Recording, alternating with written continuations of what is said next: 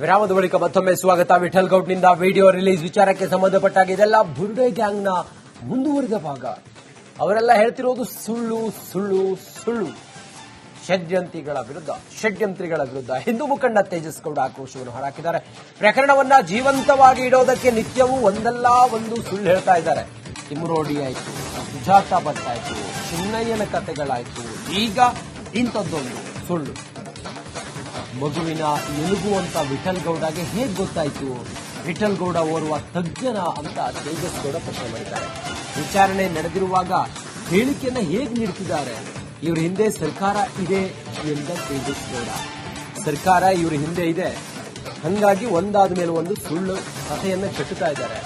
ಅದು ಮಗುವಿನ ಮೂಳೆ ಅಂತ ಹೇಳಿದ್ರಲ್ಲ ವಿಠಲ್ ಗೌಡ, ಅವ್ರಿಗೆ ಹೇಗೆ ಗೊತ್ತಾಯ್ತು? ಅವರೇನು ಡಾಕ್ಟರ್ ತಜ್ಞರವರು ಅಂತ ಹೇಳಿ ಹಿಂದೂ ಮುಖಂಡ ತೇಜಸ್ ಗೌಡ ಪ್ರಶ್ನೆ ಮಾಡ್ತಾ ಇದ್ದಾರೆ. ಧರ್ಮಸ್ಥಳದಲ್ಲಿ ನಿಗೂಢ ಸಾವುಗಳ ಪ್ರಕರಣ ಇದೀಗ ಎಸ್ಐಟಿ ತನಿಖೆ ಮಾಡುತ್ತಿದೆ. ಇದರ ನಡುವೆ ಈಗ ಸೌಜನ್ಯ ಮಾವ ವಿಠಲ್ ಗೌಡರನ್ನ ಎಸ್ಐಟಿ ವಿಚಾರಣೆ ಮಾಡಿದೆ. ಮತ್ತೊಂದು ಕಡೆ ಸ್ಥಳ ಮಾಜರ್ಗೆ ಬಾಂಗ್ಲಾ ಗುಡ್ಡ ಕಡೆಗೆ ಕರೆದುಕೊಂಡು ಹೋಗಿದ್ದಾರೆ. ಅಲ್ಲಿ ಕೆಲವೊಂದು ಶವಗಳು ಸಹ ನಾನು ಸಿಕ್ಕಿದ್ದಾವೆ, ನೋಡಿದ್ದೇನೆ, ವಾಮಾಚಾರ ಆಗಿದೆ ಎಂಬುದು ಒಂದ್ ಕಡೆ ಹೇಳಿಕೆ ನೀಡಿದ್ದೇನೆ. ಈ ಒಂದು ವಿಷಯಕ್ಕೆ ಹಿಂದೂಪರ ಮುಖಂಡ ತೇಜಸ್ ಗೌಡ ಇದ್ದಾರೆ, ಮಾತಾಡಿಸ್ತೀನಿ. ಸರ್, ಈಗ ವಿಠಲ್ ಗೌಡರ ಹೇಳಿಕೆ ಏನಂತ ಹೇಳಿದ್ರಂತ? ಈಗ ಅಲ್ಲಿ ಶವಗಳಿದ್ದಾವೆ, ವಾಮಾಚಾರ ಆಗಿದೆ ಅಂತ ಈಗ ಹೇಳಿದ್ದಾರೆ. ಬುರ್ಡೆ ಗ್ಯಾಂಗ್ನ ಮತ್ತೊಂದು ಕತೆ, ಬುರ್ಡೆ ಗ್ಯಾಂಗ್ ಕತೆ ಪಾರ್ಟ್ 2 ಅಂತ ಇನ್ಮೇಲೆ ಶುರು ಮಾಡಬಹುದು.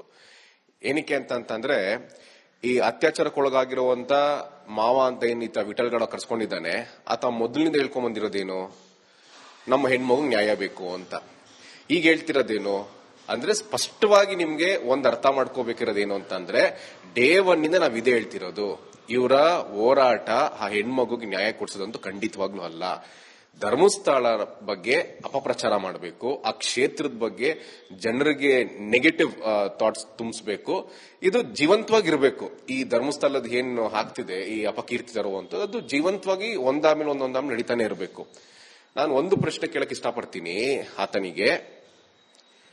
ಅವನು ಹೋಗಿ ಬುರ್ಡೆ ತಂದು ಕೊಡ್ತಾನಲ್ಲ ಚಿನ್ನಯ್ಯ ಅನ್ನೋ ವ್ಯಕ್ತಿಗೆ, ಆತ ತಂದು ಕೊಟ್ಟಾಗ ಫಸ್ಟ್ ಅಗಿತಾರಲ್ಲ ಇದೇ ಬಾಂಗ್ಲಾ ಗುಡ್ಡದಲ್ಲಿ, ಅವಾಗ ಯಾವಾಗ ಸಿಕ್ಕಿಲ್ಲ?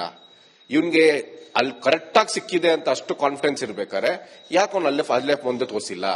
ಅಂದ್ರೆ ಮೊದಲು ಇವರು ಅಗ್ದಾಗ ಏನು ಸಿಕ್ಕಿಲ್ಲ ಅಂದ್ರೆ ಸುಳ್ಳು ಅಂತ ಗೊತ್ತಾಗುತ್ತೆ. ಅಲ್ಲಿ ಕಂಪ್ಲೀಟ್ ಫೇಲ್ಯೂರ್ ಆಗ್ತಾರೆ. ಇಲ್ದಿರೋ ಅಂತ ವ್ಯಕ್ತಿನ ಸೃಷ್ಟಿ ಮಾಡ್ತಾರೆ ಸುಜಾತ ಭಟ್ ಅನ್ನೋರು, ಅವ್ರ ಕೇಳಿ ಸುಳ್ಳು ಹೇಳ್ತಾರೆ.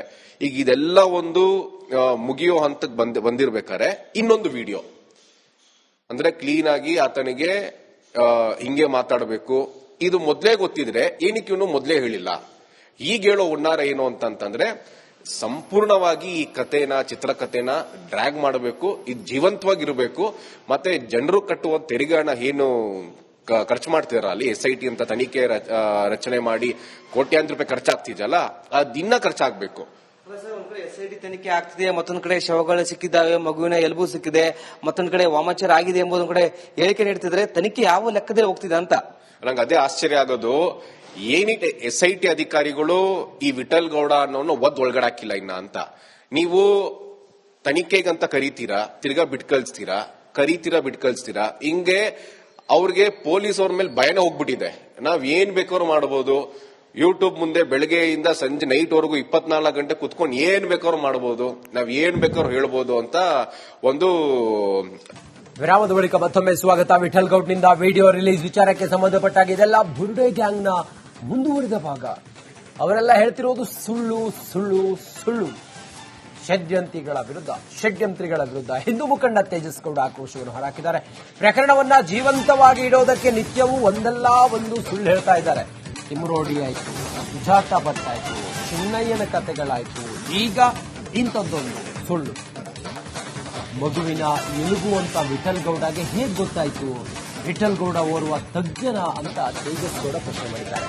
ವಿಚಾರಣೆ ನಡೆದಿರುವಾಗ ಹೇಳಿಕೆಯನ್ನ ಹೇಗೆ ನೀಡುತ್ತಿದ್ದಾರೆ? ಇವ್ರ ಹಿಂದೆ ಸರ್ಕಾರ ಇದೆ ಎಂದ ತೇಜಸ್ ಗೌಡ. ಸರ್ಕಾರ ಇವ್ರ ಹಿಂದೆ ಇದೆ, ಹಂಗಾಗಿ ಒಂದಾದ ಮೇಲೆ ಒಂದು ಸುಳ್ಳು ಕಥೆಯನ್ನ ಕಟ್ಟುತ್ತಾ ಇದ್ದಾರೆ.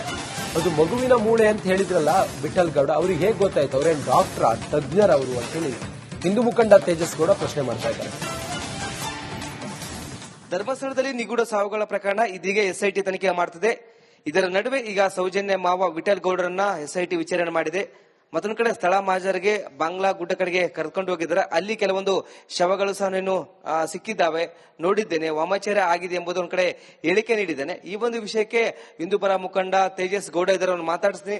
ಸರ್, ಈಗ ವಿಠಲ್ ಗೌಡ ಹೇಳಿಕೆ ಏನಂತ ಹೇಳಿದ್ರಂತ? ಈಗ ಅಲ್ಲಿ ಶವಗಳಿದ್ದಾವೆ, ವಾಮಾಚಾರ ಆಗಿದೆ ಅಂತ ಈಗ ಹೇಳಿದ್ದಾರೆ. ಬುರ್ಡೆ ಗ್ಯಾಂಗ್ ನ ಮತ್ತೊಂದು ಕತೆ, ಬುರ್ಡೆ ಗ್ಯಾಂಗ್ ಕತೆ ಪಾರ್ಟ್ 2 ಅಂತ ಇನ್ಮೇಲೆ ಶುರು ಮಾಡಬಹುದು. ಏನಕ್ಕೆ ಅಂತಂದ್ರೆ, ಈ ಅತ್ಯಾಚಾರಕ್ಕೊಳಗಾಗಿರುವಂತ ಮಾವ ಅಂತ ಏನಿತ್ತ ವಿಠಲ್ ಗೌಡ ಕರ್ಸ್ಕೊಂಡಿದ್ದಾನೆ, ಆತ ಮೊದಲಿನಿಂದ ಹೇಳ್ಕೊಂಡ್ ಬಂದಿರೋದೇನು, ನಮ್ಮ ಹೆಣ್ಮಗು ನ್ಯಾಯ ಬೇಕು ಅಂತ. ಈಗ ಹೇಳ್ತಿರೋದೇನು ಅಂದ್ರೆ, ಸ್ಪಷ್ಟವಾಗಿ ನಿಮ್ಗೆ ಒಂದ್ ಅರ್ಥ ಮಾಡ್ಕೋಬೇಕಿರೋದೇನು ಅಂತಂದ್ರೆ, ಡೇ 1 ಇಂದ ನಾವ್ ಇದೇ ಹೇಳ್ತಿರೋದು, ಇವರ ಹೋರಾಟ ಆ ಹೆಣ್ಮಗುಗೆ ನ್ಯಾಯ ಕೊಡ್ಸೋದಂತೂ ಖಂಡಿತವಾಗ್ಲೂ ಅಲ್ಲ. ಧರ್ಮಸ್ಥಳ ಬಗ್ಗೆ ಅಪಪ್ರಚಾರ ಮಾಡಬೇಕು, ಆ ಕ್ಷೇತ್ರದ ಬಗ್ಗೆ ಜನರಿಗೆ ನೆಗೆಟಿವ್ ಥಾಟ್ಸ್ ತುಂಬಿಸಬೇಕು.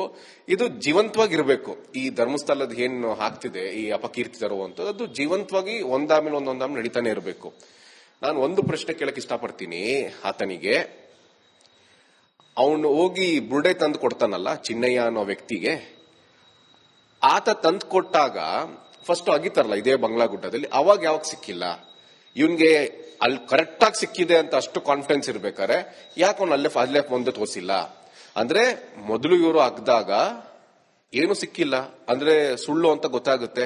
ಅಲ್ಲಿ ಕಂಪ್ಲೀಟ್ ಫೇಲ್ಯೂರ್ ಆಗ್ತಾರೆ. ಇಲ್ದೇ ಇರೋ ಅಂತ ವ್ಯಕ್ತಿನ ಸೃಷ್ಟಿ ಮಾಡ್ತಾರೆ. ಸುಜಾತಾ ಭಟ್ ಅನ್ನೋರು ಅವ್ರ ಕೈಲಿ ಸುಳ್ಳು ಹೇಳ್ತಾರೆ. ಈಗ ಇದೆಲ್ಲ ಒಂದು ಮುಗಿಯೋ ಹಂತಕ್ಕೆ ಬಂದಿರ್ಬೇಕಾರೆ ಇನ್ನೊಂದು ವಿಡಿಯೋ ಅಂದ್ರೆ ಕ್ಲೀನ್ ಆಗಿ ಆತನಿಗೆ ಹಿಂಗೆ ಮಾತಾಡಬೇಕು, ಇದು ಮೊದಲೇ ಗೊತ್ತಿದ್ರೆ ಏನಕ್ಕೆ ಇವನು ಮೊದಲೇ ಹೇಳಿಲ್ಲ? ಈಗ ಹೇಳೋ ಹುನ್ನಾರ ಏನು ಅಂತಂದ್ರೆ, ಸಂಪೂರ್ಣವಾಗಿ ಈ ಕಥೆನ, ಚಿತ್ರಕಥೆನ ಡ್ರ್ಯಾಗ್ ಮಾಡಬೇಕು, ಇದು ಜೀವಂತವಾಗಿರಬೇಕು.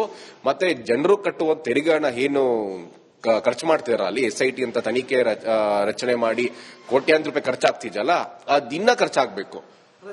SIT ತನಿಖೆ ಆಗ್ತಿದೆ, ಮತ್ತೊಂದು ಕಡೆ ಶವಗಳು ಸಿಕ್ಕಿದ್ದಾವೆ, ಮಗುವಿನ ಎಲುಬು ಸಿಕ್ಕಿದೆ, ಮತ್ತೊಂದು ಕಡೆ ವಾಮಾಚಾರ ಆಗಿದೆ ಎಂಬುದೊಂದು ಕಡೆ ಹೇಳಿಕೆ ನೀಡ್ತಿದ್ರೆ, ತನಿಖೆ ಯಾವ ಲೆಕ್ಕದಲ್ಲಿ ಹೋಗ್ತಿದೆ ಅಂತ ನಂಗೆ ಅದೇ ಆಶ್ಚರ್ಯ ಆಗೋದು. ಏನಿದೆ SIT ಅಧಿಕಾರಿಗಳು ಈ ವಿಠಲ್ ಗೌಡ ಅನ್ನೋನು ಒಳಗಡೆ ಹಾಕಿಲ್ಲ ಇನ್ನ ಅಂತ. ನೀವು ತನಿಖೆಗಂತ ಕರೀತೀರಾ, ತಿರ್ಗಾ ಬಿಟ್ಕಳಿಸ್ತೀರಾ. ಹಿಂಗೆ ಅವ್ರಿಗೆ ಪೊಲೀಸ್ ಅವ್ರ ಮೇಲೆ ಭಯನ ಹೋಗ್ಬಿಟ್ಟಿದೆ. ನಾವ್ ಏನ್ ಬೇಕಾದ್ರೂ ಮಾಡಬಹುದು. ಯೂಟ್ಯೂಬ್ ಮುಂದೆ ಬೆಳಗ್ಗೆಯಿಂದ ಸಂಜೆ ನೈಟ್ ವರೆಗೂ 24 ಗಂಟೆ ಕುತ್ಕೊಂಡು ಏನ್ ಬೇಕಾದ್ರೂ ಮಾಡಬಹುದು, ನಾವ್ ಏನ್ ಬೇಕಾದ್ರೂ ಹೇಳ್ಬೋದು ಅಂತ ಒಂದು ಕಡೆ ಹಾಕಿಲ್ಲ ಇನ್ನ ಅಂತ. ನೀವು ತನಿಖೆಗಂತ ಕರೀತೀರಾ, ತಿರ್ಗಾ ಬಿಟ್ಕಳಿಸ್ತೀರಾ. ಹಿಂಗೆ ಅವ್ರಿಗೆ ಪೊಲೀಸ್ ಅವ್ರ ಮೇಲೆ ಭಯನ ಹೋಗ್ಬಿಟ್ಟಿದೆ. ನಾವ್ ಏನ್ ಬೇಕಾದ್ರೂ ಮಾಡಬಹುದು.